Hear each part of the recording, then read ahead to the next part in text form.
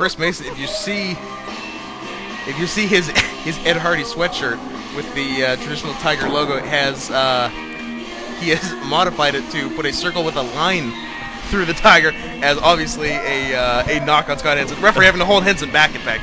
Henson is so furious at this turn of events. Henson actually might just be mad at the fact that Chris Mason is wearing Ed Hardy, a symbol of douchebags everywhere. Either way, he's off his game already, so exactly. Kudos to Mason. Yeah, I guess he did his job. The following Let's go to the intros. Is scheduled for 2 out of 3 falls. There will be 2, trust me. I don't need a 3rd fall. And it has. I already said that. It has a 60. You already said that to the camera. Well, it looks like 2 people who are at 2 or 3 falls match think the same way about each other. Why don't we compromise and go to a 3rd fall? Yeah, you would. You would say that. It's scheduled for a 60-minute time limit. Per fall? I was going to say that, but now, no. Oh! I blew it! Oh! 60-minute time limits. Introducing first in the corner to the far right, he hails from the Handsome Boy Modeling School by way of the Res in Vancouver, British Columbia, Canada. Weighing in tonight at 222 pounds. Tonight I give to you medical oddity, Scott Henson.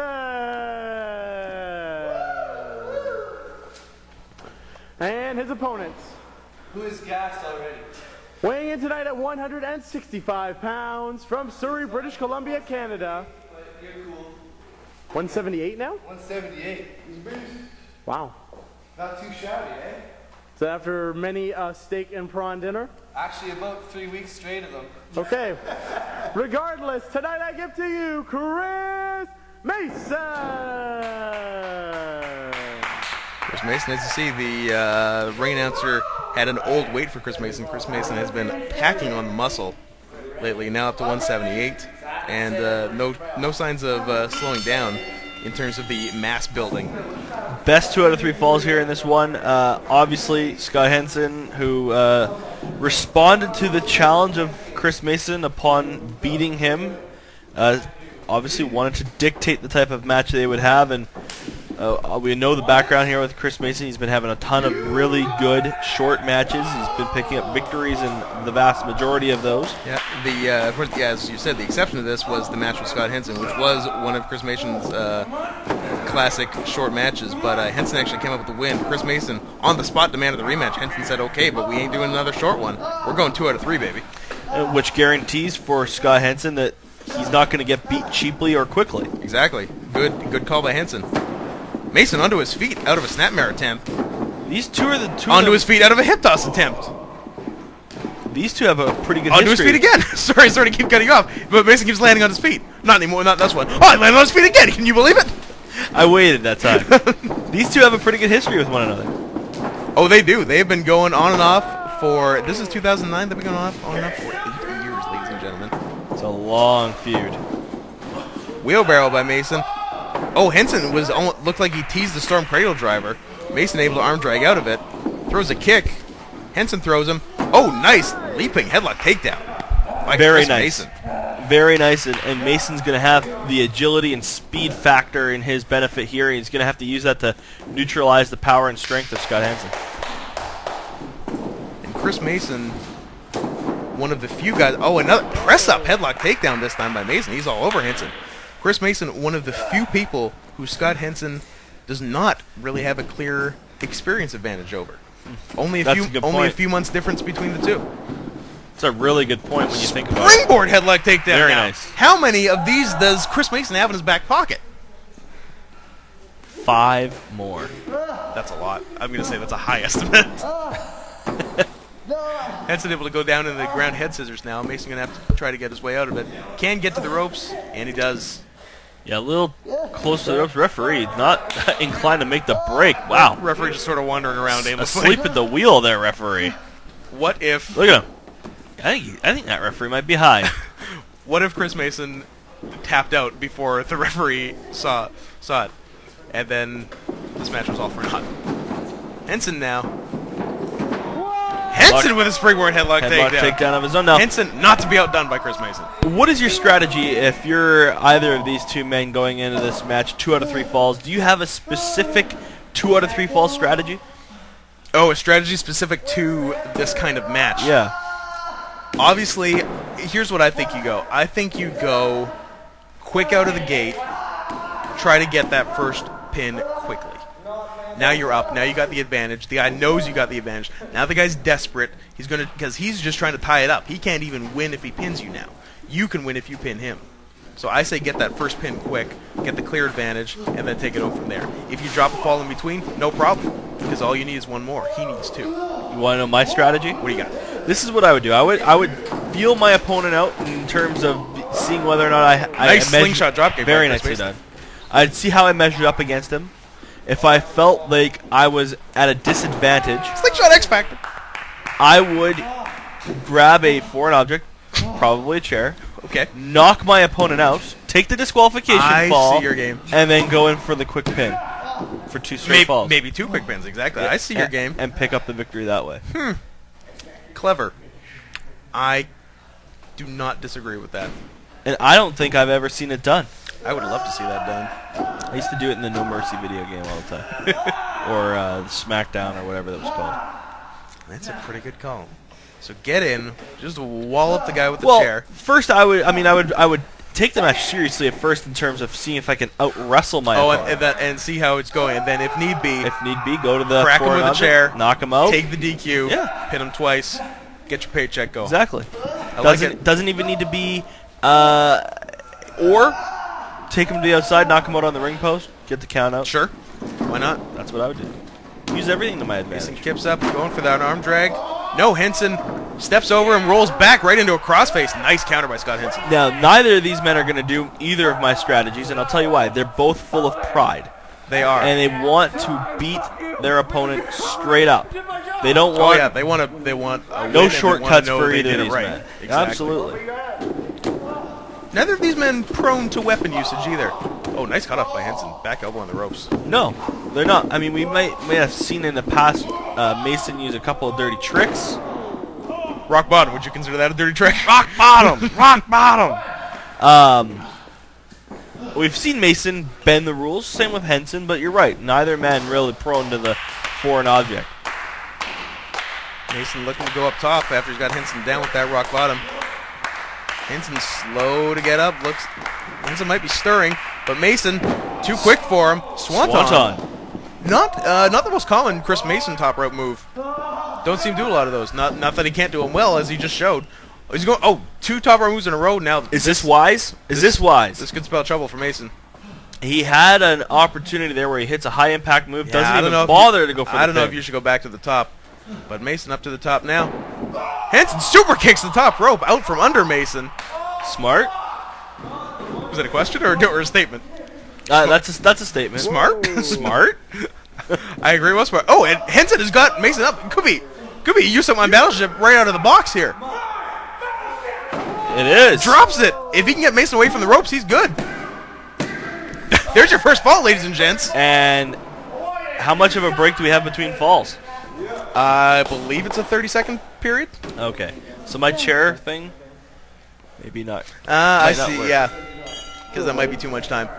You could probably get the 1, Certainly. And then it would still be to your advantage. and then you still have the advantage going into 3. So it's still a good strategy. Mason, So- obviously, Mason loopy from that. You suck my Battleship, because that is a match ender, of course. What is your analysis of the first fall? I think Scott Henson listened to me. I think that was the right way to go. He went for a real big thing pretty early in the match, paid off, got the pin. Now he's got the advantage. And I think the biggest mistake made in that first fall, Mason Chris going to the top a second time. Yeah, not Should have capitalizing done it. on the swanton. That is a mistake. He's going to be kicking himself tomorrow. Oh! He loses that. Nice.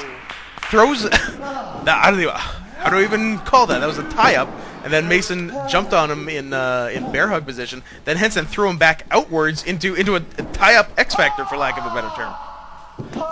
I couldn't have called it better than that. That's exactly what it was. Yeah, and that, I think I can safely say I have not seen before. I have never seen that before. Henson raking the claws of the boot across the forehead.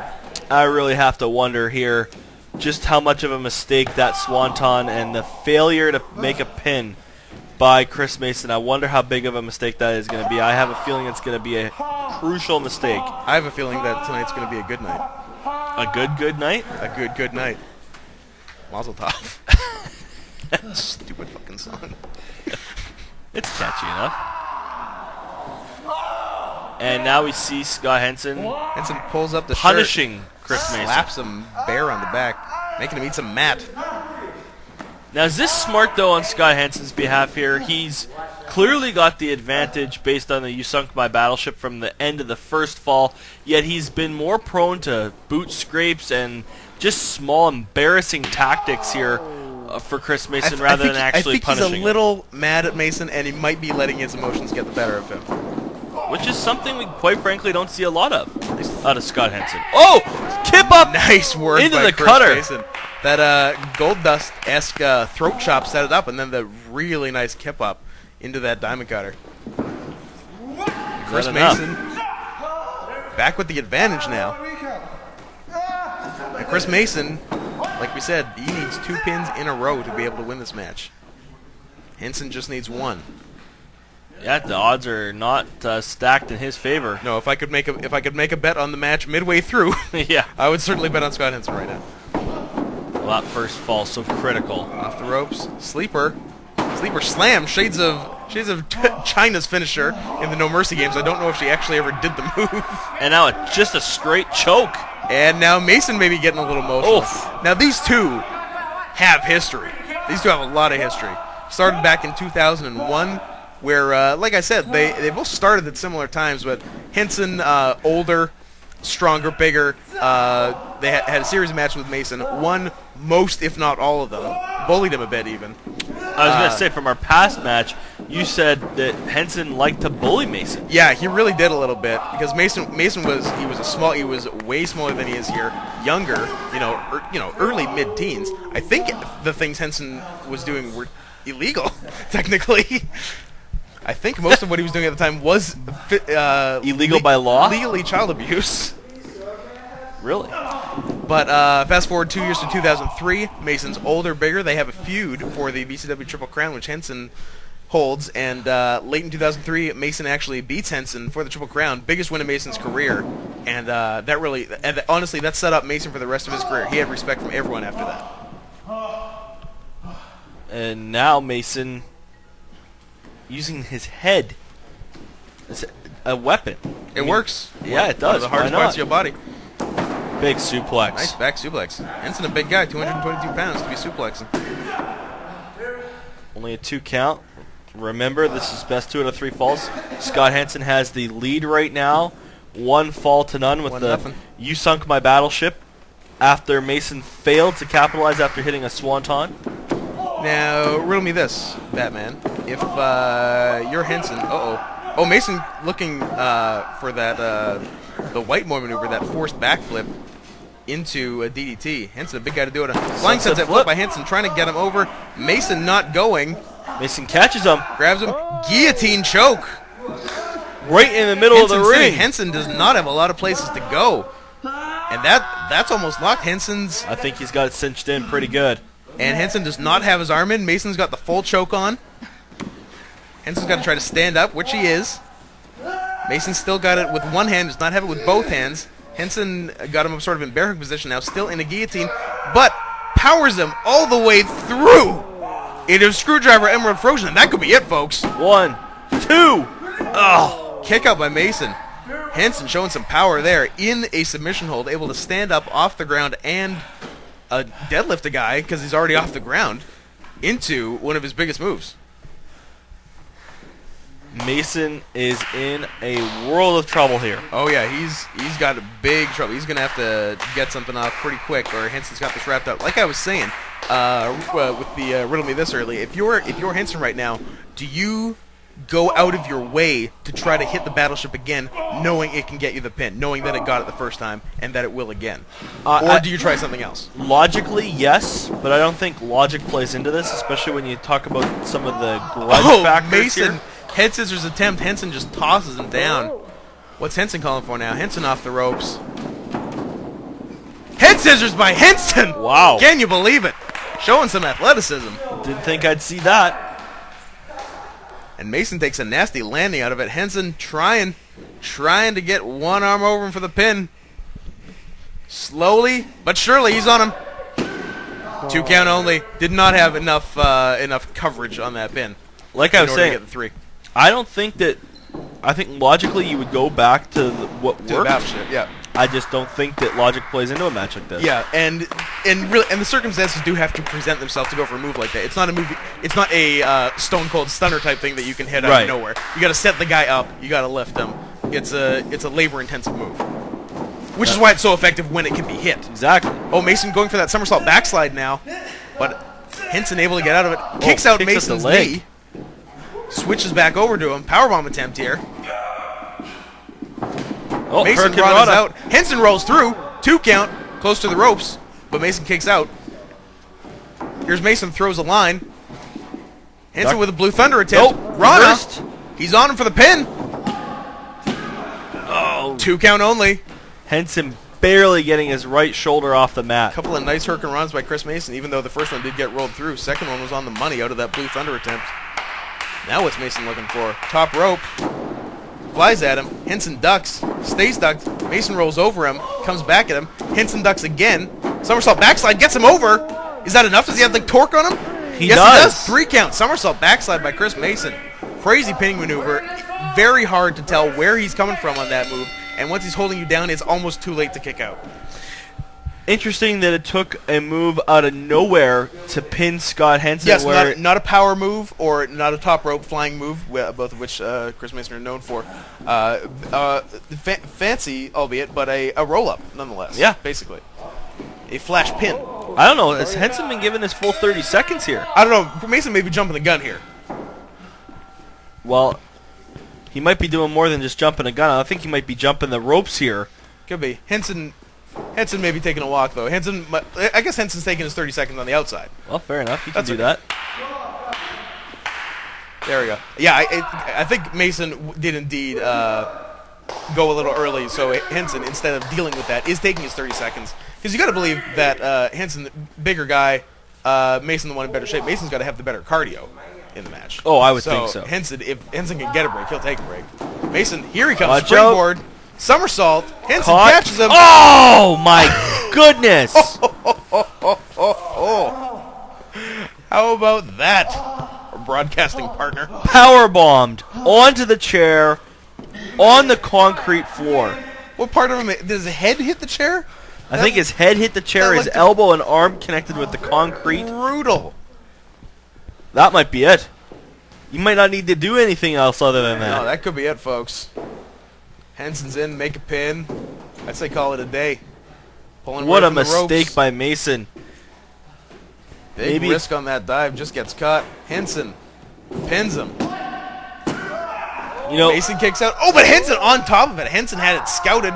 He was ready. He's like, well, I don't know if this guy's going to kick out, but if he does, I'm ready with the crossface. we talked about pride at the top of the match in terms of both these competitors wanting to beat their opponent clean in the ring because of Yep. pride. Ego is also part of pride, and ego might have played into Chris Mason's mistake there by going high risk. Definitely. He knows that he's a high flyer, one of the best in the company, but his ego played a big detriment against him here in this match. As we can see right now in the center of the ring, he is in a heap of trouble. No doubt. Henson has modified his crossface into a Cobra Clutch crossface. Oh, but Mason inches off the mat. Henson tried to force his hand down, trying to get it back, and gets that hold all the way back on. That is a nasty hold to get out of. You got no free arms. You can't do anything with your legs, and he's right in the middle of the ring. He's got a lot of distance to cover to be able to get the ropes. I'll tell you that. But now trying to shift, trying to get his right leg over closer to the ropes. He gets his arm out. Sneaks his arm out because Henson was concentrating too much on the other side, the Cobra Clutch part of it, and not paying attention to locking that other hand down with his legs, and let it get loose, and the arm got out. And you can see the frustration on Henson's face there when Mason reached out and grabbed the rope. Henson knew he made a mistake in Like, judgment. Damn it! Why did I let that hand out? Big chop by Henson right across the chest. Going for another one. Oh, pulls the shirt down so he gets some skin on skin there. Those sound like gunshots. Those are some big chops, folks. Look at the face of Mason. And Mason's like, oh, what did I just get hit with?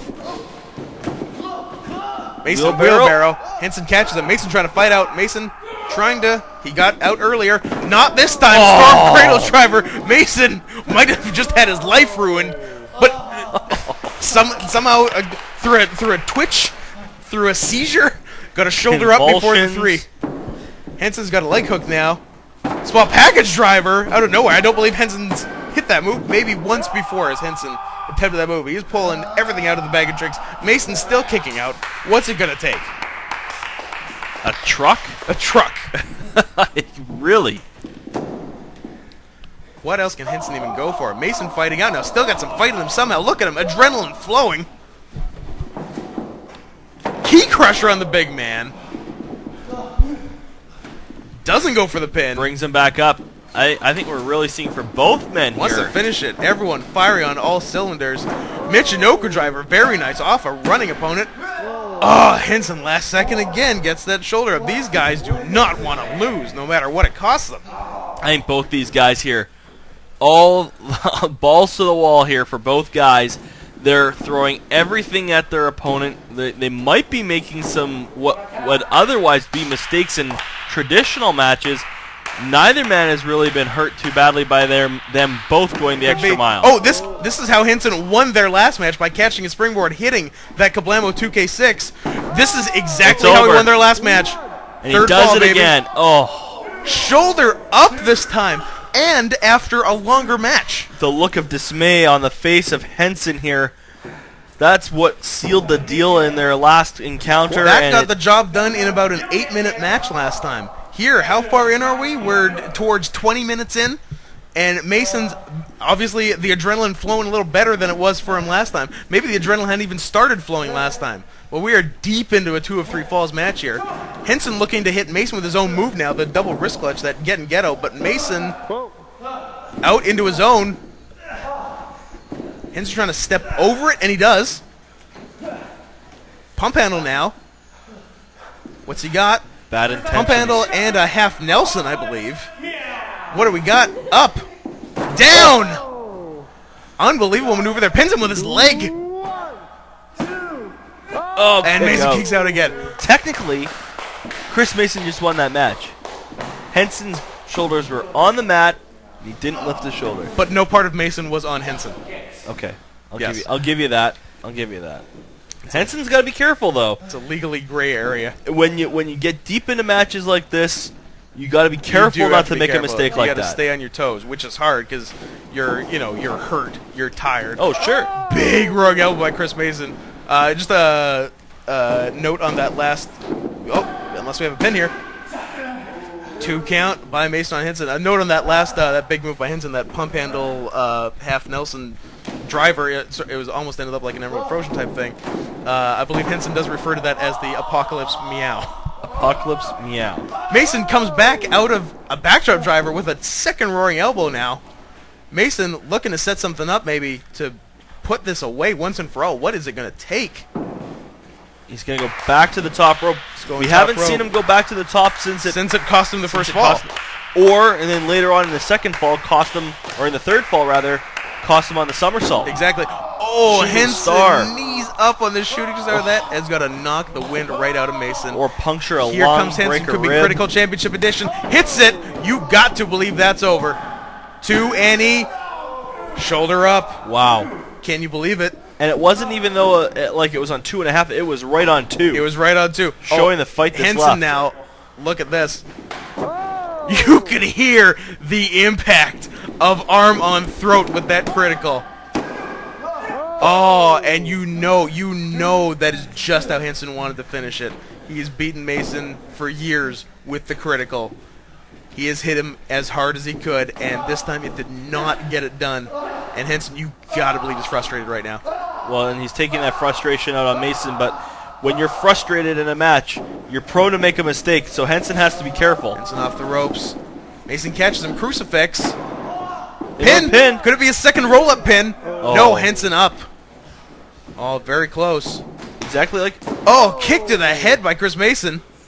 I said, it might be a mistake by Scott Henson, and now he might be caught here. Mason might have a window of opportunity. Oh, is Mason going for the No. vertebraker? That's a big move on a big guy. Henson gets around. Mason back was onto his feet. Coming back over. Goes under with it. Henson shoots him off the ropes. Mason reverses. Going for another Michinoku driver on Henson. Henson stays on. Hoists him up backwards. Gets him over into a fireman's carry now. Could be another 2K. A second 2K6 is going to end it. I'm amazed Mason kicked out of the first one. Oh! Mason over into a run attempt. Henson stops it, yanks him back up, back into a fireman's carry.